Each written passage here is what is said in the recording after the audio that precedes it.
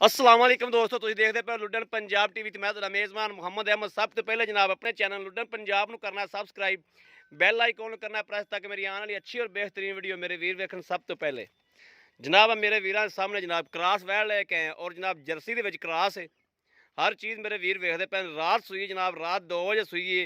ये सारियां गल्लां बातां जनाब मालक को तफसील लवांगे इंदी हर चीज़ की बाद जनाब तसल्ली करांगे। पहले आदे वीरां नूं करा लवां तसल्ली जनाब, जानवर की कराइए तसल्ली, बाकी लैने देने नसीब की गल है जनाब। मेरे वीर वेख लैन मुठ मुठ का जनाब थाने और वाना जनाब बड़ा सोहना, बड़ा लाजवाब जनाब, और विरल शिरल चंगी जनाब। हर चीज़ जनाब मेरे वीर वेखते पे ने गौर नाल, और पावर नाल थन लग्या है जनाब, मोटा मोटा बड़ा बहुत छड़ के टोरी और वाना शाना मेरे वीर वेखन जनाब। सवेरे 8 बजे जनाब मालक कहता मैं चोई है, 8 बजे जेर जूर सट के साफ हुई है। तो हुण जनाब टाइम होया कोई 2 बजे, 2 बजे का 2 बज गए होणगे ना, 2 का टाइम है जनाब।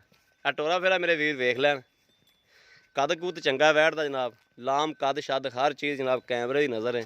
डब्बे रंग च रंग बड़ा सोहना पिछा लाया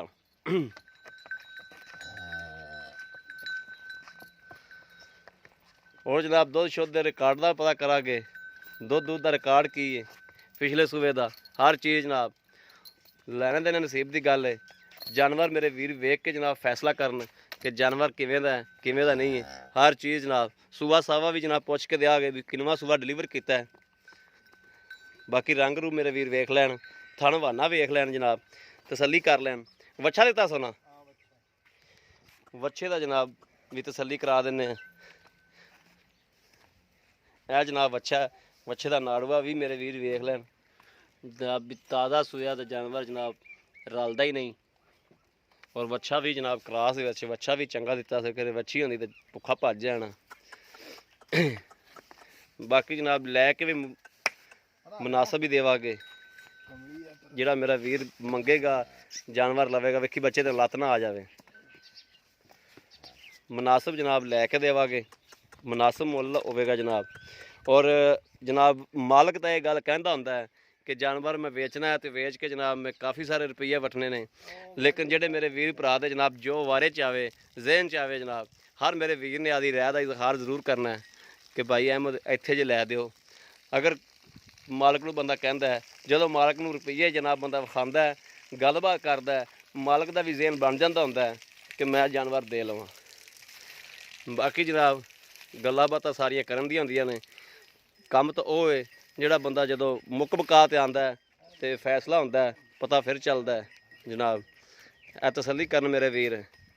और ये गां इंशाअल्लाह बड़े दुद्धां वाली है, तो वैसे भी इन्हां जानवरां दुध नहीं देने, होर किहड़े जानवरां दुध देने जनाब। ये वो गावां ने जिहड़ियां जनाब उन्हां गावां च बलीट होईयां गावां ने जिहड़ियां जनाब 45-45 लीटर 40-40 लीटर दुध करदियां ने।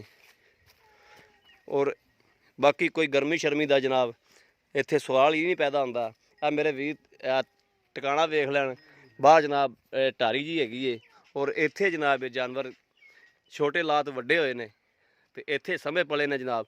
मगरां इहदी वच्छी भी तैयार होई खड़ी है, तो यह जनाब कोई गर्मी शर्मी वाली गलबात नहीं हैगी। क्यों भी रमज़ान भाई, अस्सलाम वालेकुम जी।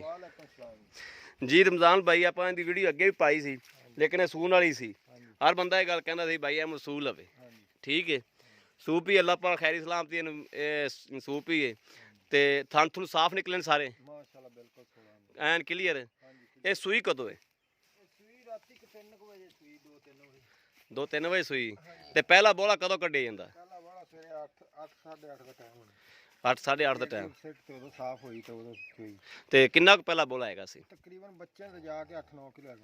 8-9 किलो हैगा सी बच्चे नूं रजा के, ठीक हो गया।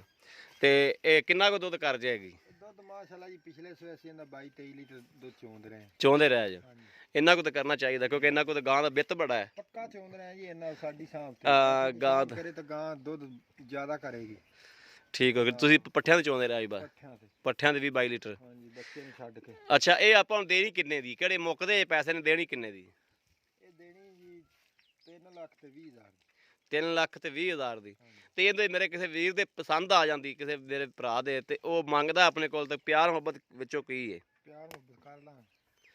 ਕਰ ਲੋਗੇ ਨਾ, ਆਏ ਬੰਦੇ ਦੀ ਕਦਰ ਹੋਏਗੀ ਕਰ ਲਾਂਗੇ ਯਾਰ, ਕਰ ਲਾਂਗੇ जी। ठीक हो गया क्योंकि ਗੱਲ ਇਸ ਤਰੀਕੇ ਨਾਲ ਕੋਈ ਮੇਰੇ ਵੀਰ ਬਾਹਰ ਬੈਠੇ ਨੇ ਤੇ ਬਾਹਰੋਂ ਬੈਠੇ ਜਨਾਬ ਉਹ ਮੁਕਾਉਂਦੇ ਨੇ ਸੌਦਾ, ਗੱਲਬਾਤ ਕਰਦੇ ਨੇ, ਲੇਕਿਨ ਇਹਦੇ 'ਚ ਕੋਈ ਵੈਲ ਨਹੀਂ ਹੋਣਾ ਚਾਹੀਦਾ, ਕਮ ਸੇ ਕਮ ਪਿੱਛੇ ਪੁੱਛੇ ਵਾਲਾ, ਨਾ ਕਿਉਂਕਿ ਪੈਸਾ ਬਹੁਤ ਔਖਾ ਬਣਦਾ ਮੇਰਾ ਵੀਰ। ਕਿਸੇ ਕਿਸਮ ਦਾ ਐਬ ਨਹੀਂ ਹੈਗਾ, ਕਿਸੇ ਕਿਸਮ ਦੀ ਕੋਈ ਗੱਲ ਨਹੀਂ, ਕੋਈ ਬਾਤ ਨਹੀਂ। ਠੀਕ ਹੋ ਗਿਆ, ਇਹ ਹੁਣ ਤੇਰੀ ਸਪੁਰਦਾਰੀ ਤੇ ਅੱਲਾ ਦੀ ਸਪੁਰਦਾਰੀ ਹੈ।